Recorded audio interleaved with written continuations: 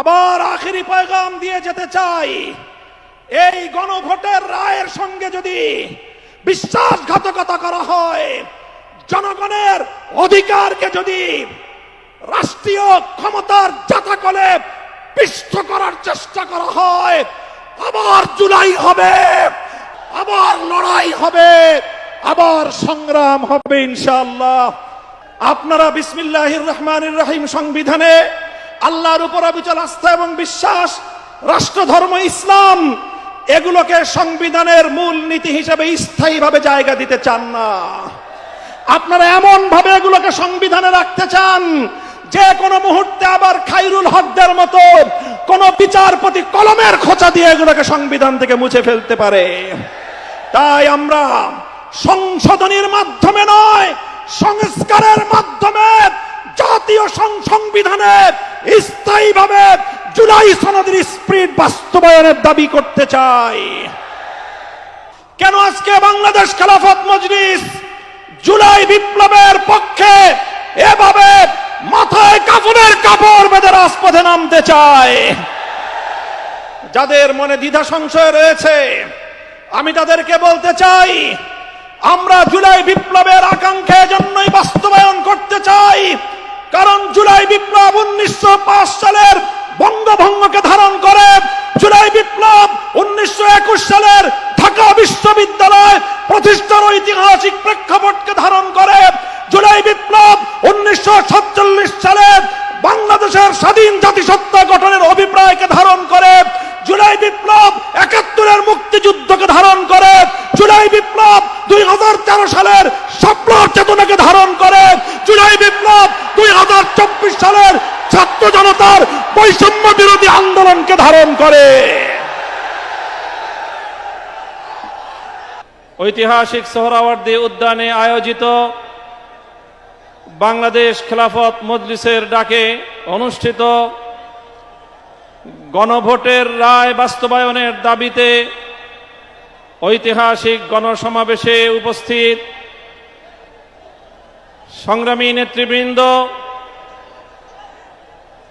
বাংলাদেশ জাতীয় সংসদের বিরোধী দলীয় নেতা, বাংলাদেশ জামাতে ইসলামী ও 11 দলীয় ঐক্যের শীর্ষ নেতা জনাব ডাক্তার শফিকুর রহমান, উপস্থিত জুলাই বিপ্লবের অগ্রসেনানী জাতীয় নাগরিক পার্টির সংগ্রামী আহ্বায়ক, জাতীয় সংসদে বিরোধী দলীয় চিফ হুইপ জনাব নাহিদ ইসলাম, উপস্থিত বাংলাদেশের মুক্তিযুদ্ধের অন্যতম শীর্ষ নেতৃত্বের অধিকারী, রণাঙ্গনের মহানায়ক জনাব ডক্টর কর্নেল অলি আহমদ বীর বিক্রম, উপস্থিত 11 দলীয় অন্যান্য শীর্ষ নেতৃবৃন্দ, বাংলাদেশ খেলাফত মজলিসের নায়েবে আমির, যুগ্ম মহাসচিব বৃন্দ, মহাসচিব সহ অন্যান্য নেতৃবৃন্দ, সংগ্রামী বাংলাদেশ খেলাফত মজলিসের সর্বস্তরের নেতাকর্মী ও আমার প্রাণপ্রিয় দেশবাসী, আজকে ত্রয়োদশ জাতীয় সংসদ নির্বাচন এবং বাংলাদেশে চতুর্থবারের মতো সংগঠিত গণভোট অনুষ্ঠানের 3 মাসের মাথায় ঢাকার প্রাণ কেন্দ্রে আমাদেরকে গণভোটের রায় বাস্তবায়নের দাবি নিয়ে সমাবেশ করতে হচ্ছে। আমি মনে করি এটি বর্তমান ক্ষমতাসীন সরকারের জন্য লজ্জা এবং পরিতাপের বিষয়, তাদের জন্য একটি কলঙ্কজনক অধ্যায়।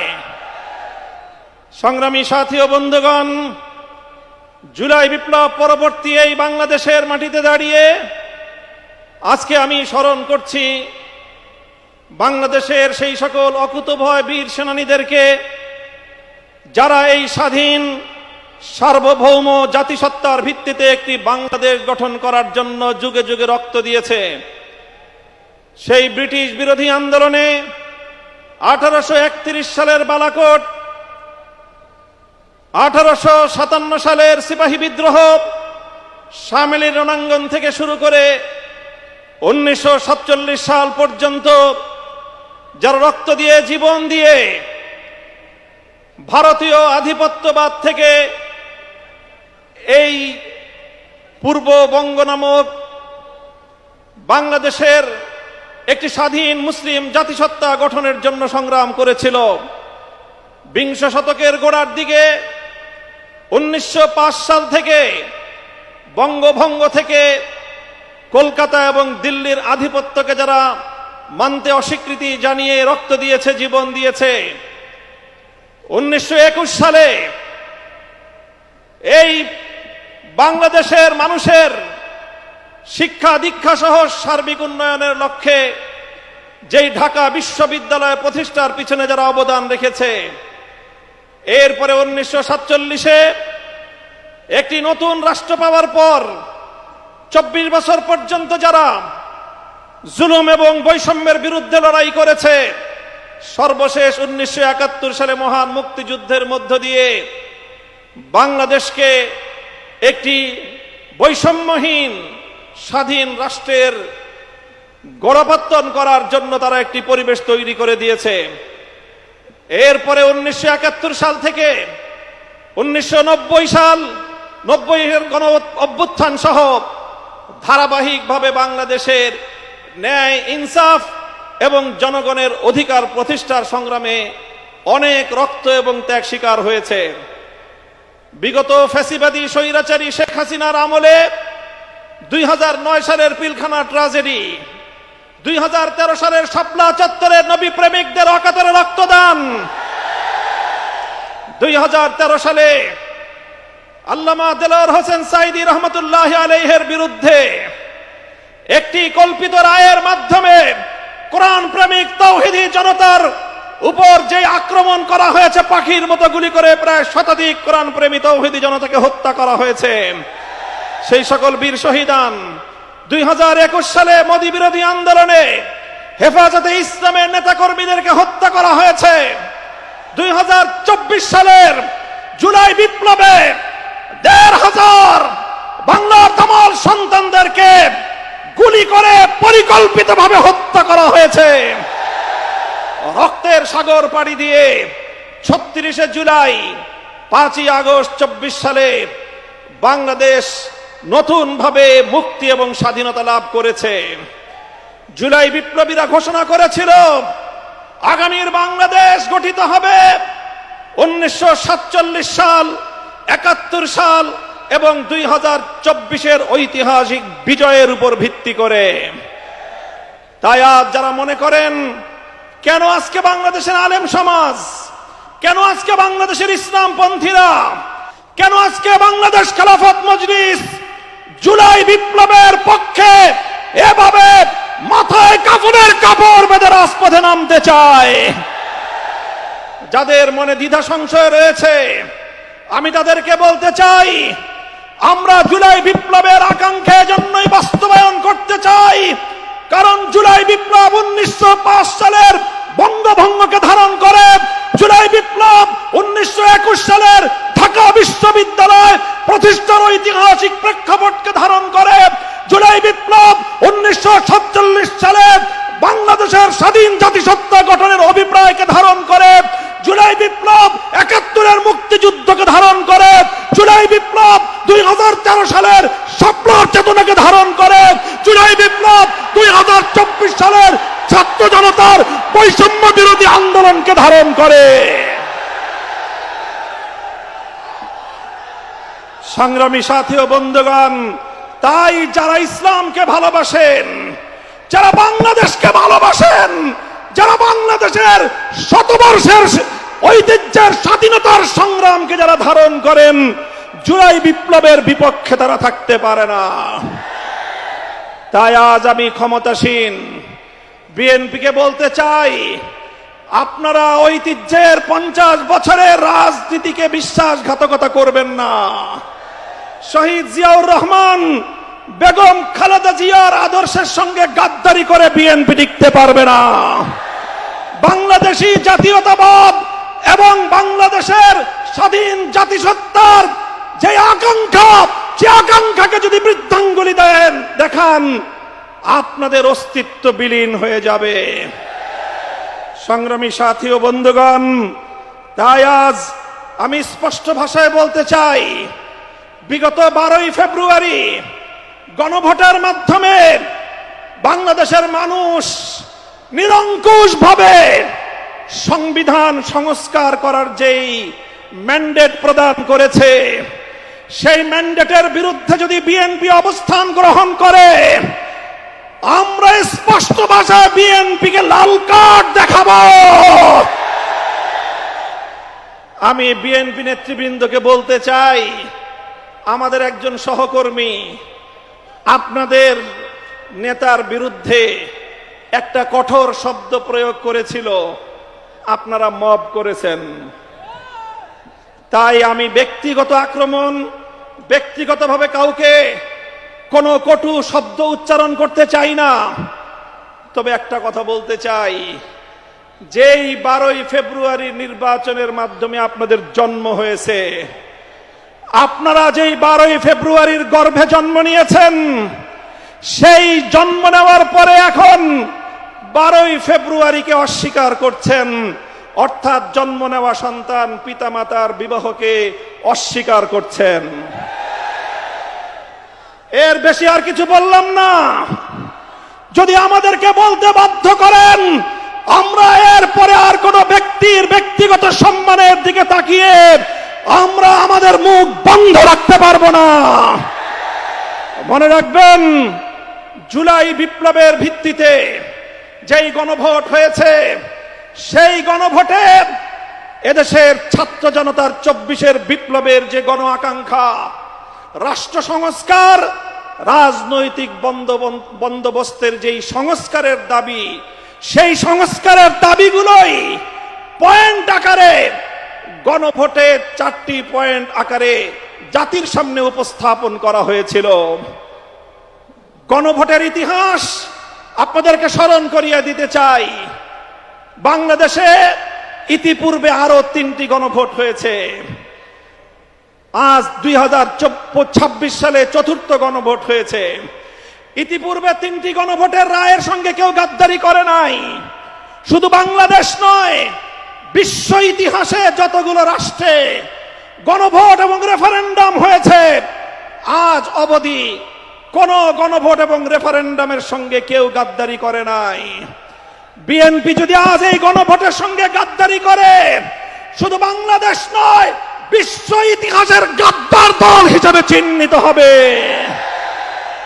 আমরা পরিষ্কার ভাষায় বলতে চাই, তাই গণভোটের রায় কার্যকর করার জন্য সংবিধান সংস্কার পরিষদ গঠনের যে ম্যান্ডেট বাংলাদেশের জনগণ দিয়েছে, সেই সংবিধান সংস্কার পরিষদ বাস্তবায়নের মাধ্যমে সংবিধান সংস্কার করে জুলাই বিপ্লবকে সংবিধানে ধারণ করতে হবে। আমরা মাননীয় প্রধানমন্ত্রী, তিনি দেশের মানুষকে এখন বলে বেড়াচ্ছেন জুলাই সনদকে অক্ষরে অক্ষরে বাস্তবায়ন করবেন। এটি আপনার একটি প্রতারণামূলক কথা। আপনারা জুলাই সনদ নয়, বরং আপনাদের নোট অফ ডিসেন্ট আপনারা বাস্তবায়ন করতে চান। আপনারা বিসমিল্লাহির রহমানির রহিম সংবিধানে আল্লাহর উপর অবিচল আস্থা এবং বিশ্বাস, রাষ্ট্রধর্ম ইসলাম, এগুলোকে সংবিধানের মূল নীতি হিসেবে স্থায়ীভাবে জায়গা দিতে চান না। আপনারা এমন ভাবে এগুলোকে সংবিধানে রাখতে চান যে কোনো মুহূর্তে আবার খায়রুল হকদের মতো কোন বিচারপতি কলমের খোঁচা দিয়ে এগুলোকে সংবিধান থেকে মুছে ফেলতে পারে। তাই আমরা সংশোধনীর মাধ্যমে নয়, সংস্কারের মাধ্যমে জাতীয় সংবিধানে স্থায়ীভাবে জুলাই সনদের স্পিরিট বাস্তবায়নের দাবি করতে চাই। আমরা পরিষ্কার ভাষায় বলি, আজ বাংলাদেশের ক্ষমতাসীন মহল বিভিন্ন ক্ষেত্রে ব্যর্থতার যেই মহা প্রদর্শনী করে চলেছে, কূটনৈতিক ব্যর্থতা আজকে তাদের দিবালোকের ন্যায় পরিষ্কার। বাংলাদেশের বর্তমান সরকারের কূটনৈতিক ব্যর্থতার কারণে আজকে একটি দেশ থেকে, আধিপত্যবাদী দেশ যারা বাংলাদেশের মানুষের অধিকারকে 15 বছর পর্যন্ত তাদের পায়ের নিচে পিষ্ট করেছে, সেই আধিপত্যবাদী দেশ বাংলাদেশে একজন কূটনীতিক নিয়োগ করেছেন। বিশ্ব ইতিহাসের সকল কূটনৈতিক সভ্যতা এবং ভদ্রতার শালীনতাকে রেওয়াজকে উপেক্ষা করে তাদের একজন দলীয় এজেন্ডা বাস্তবায়নকারীকে বাংলাদেশে সেই বিজেপির দলীয় এজেন্ডা বাস্তবায়ন করার জন্য কূটনৈতিক হিসেবে বাংলাদেশে নিয়োগ দিয়েছে। অথচ বাংলাদেশ সরকার এটার কোনো প্রতিবাদ জানায় নাই। আমরা পরিষ্কার ভাষায় বলতে চাই, আমরা ভারত রাষ্ট্র এবং তার জনগণের সঙ্গে বাংলাদেশ সমতার ভিত্তিতে কূটনৈতিক সম্পর্ক স্থাপন করতে চায়। বাংলাদেশকে বিজেপির কোন দলীয় ফোরামে পরিণত করতে দেব না। বাংলাদেশের বর্তমান সরকারের কূটনৈতিক ব্যর্থতার কারণে হরমুজ প্রণালীতে বাংলাদেশের তেলের জাহাজগুলো বারবার আটকে যাচ্ছে। বন্ধু প্রতিম দেশ ইরান বাংলাদেশের সঙ্গে বন্ধুত্বের হাত বাড়িয়ে দেয়, কিন্তু বাংলাদেশ চরমভাবে কূটনৈতিক ব্যর্থতার পরিচয় দিয়ে এখনো পর্যন্ত হরমুজ প্রণালী থেকে একটি জাহাজ অবমুক্ত করতে পারেনি। যদি আপনারা না পারেন, ব্যর্থতার দায় স্বীকার করে আমাদেরকে দায়িত্ব প্রদান করেন। আমরা হরমুজ প্রণালী থেকে বাংলাদেশের তেলবাহী জাহাজ মুক্ত করে বাংলাদেশের জ্বালানি সংকট নিরসনে ভূমিকা পালন করতে প্রস্তুত রয়েছে। আপনারা কি করবেন, কি করছেন? বাংলাদেশ ব্যাংকের গভর্নরের পদ দখল করেছেন। বাংলাদেশের গোটা ব্যাংক সেক্টরকে দুর্বৃত্তদের হাতে তুলে দিয়েছেন। এভাবে ব্যাংক সেক্টর থেকে আবার দুর্বৃত্তপনার মাধ্যমে বাংলাদেশটাকে আপনারা ধ্বংস করার পায়তারা করছেন। আপনারা দুর্নীতি দমন কমিশন থেকে বিচার বিভাগ পর্যন্ত রাষ্ট্রীয় প্রতিটি প্রতিষ্ঠানকে দলীয়করণ করার পায়তারা করছেন। আমাদের আখেরি পয়গাম, বাংলাদেশ ইনশাআল্লাহ আর কোনদিন সেই একদলীয় বাকশাল তন্ত্র অথবা বিএনপি তন্ত্রের যুগে ফিরে যাবে না। বাংলাদেশের শহীদ প্রেসিডেন্ট জিয়াউর রহমান যেইভাবে বহুদলীয় ব্যবস্থা বাস্তবায়ন করেছে, সেই ব্যবস্থার রাজনীতি যদি করতে পারে বিএনপি টিকে থাকবে, অন্যথায় বিএনপি তার অস্তিত্বের সংকটে পড়বে। সংগ্রামী সাথী ও বন্ধুগণ, আমাদের আখেরি পয়গাম, যেভাবে গত দুদিন ধরে বাংলাদেশের বিভিন্ন শিক্ষাঙ্গনগুলোতে, ঢাকা বিশ্ববিদ্যালয় সহ বিভিন্ন শিক্ষাঙ্গনগুলোতে অস্ত্রের ঝনঝনানি শুরু করেছেন, স্থানীয় ছাত্র নেতৃবৃন্দের উপর যেভাবে ছাত্রলীগের হেলমেট লীগের মতো ভূমিকায় অবতীর্ণ হয়েছে, এই ধারা যদি অব্যাহত থাকে এর দায় সম্পূর্ণ সরকারকে গ্রহণ করতে হবে। মব সংস্কৃতি বন্ধ করুন, দ্রব্যমূল্য লাগামে টানল, দ্রব্যমূল্যের লাগাম টানুন। এভাবে রাষ্ট্রের প্রতিটি সেক্টরে বিরোধী দলের পক্ষ থেকে সহযোগিতার যে আহ্বান জানানো হয়েছে, সেই আহ্বানে সারা দিন ইনশাআল্লাহ আমরা সহযোগিতার ভিত্তিতে দেশকে এগিয়ে নিতে প্রস্তুত। কথা বলেন ঠিক কিনা? আমি আজকের এই বিশাল গণসমুদ্রকে লক্ষ্য করে আখেরি কথা জিজ্ঞাসা করতে চাই। এই কালো পতাকাটা নামান। আমি আপনাদেরকে বলতে চাই, আজ গণভোটের রায় বাস্তবায়নের জন্য বাংলাদেশ খেলাফত মজলিস যে ডাক দিয়েছে, এটি আমাদের সর্বশেষ কর্মসূচি নয়। আজ হলো আমাদের গণভোটের রায় বাস্তবায়নের জন্য কর্মসূচির যাত্রা শুরু। এই কর্মসূচি নিয়ে আমরা বাংলাদেশের প্রতিটি প্রান্তে প্রান্তে ছড়িয়ে যাব।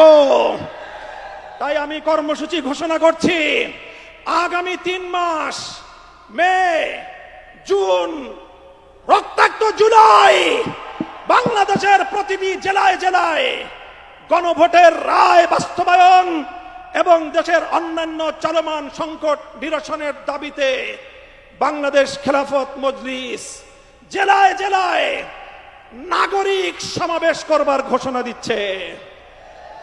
প্রতিটি জেলায় নাগরিক সমাবেশ বাস্তবায়নের পর 2026 সালের 36শে জুলাই, 5ই আগস্ট ঐতিহাসিক এই ঢাকায় বাংলাদেশ খেলাফত মজলিসের ডাকে গণমিছিল অনুষ্ঠিত হবে ইনশাআল্লাহ।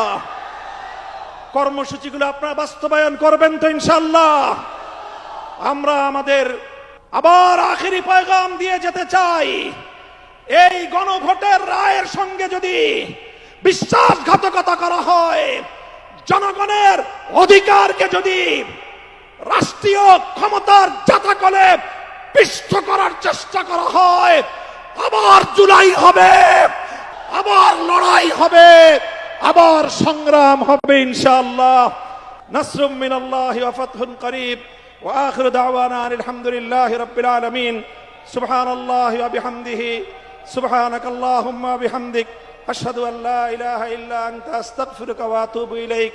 সুবহান রাব্বিকা রাব্বিল ইজ্জাতি আম্মা ইয়াসিফুন ওয়া সালামুন আলাল মুরসালিন ওয়ালহামদুলিল্লাহি রাব্বিল আলামিন।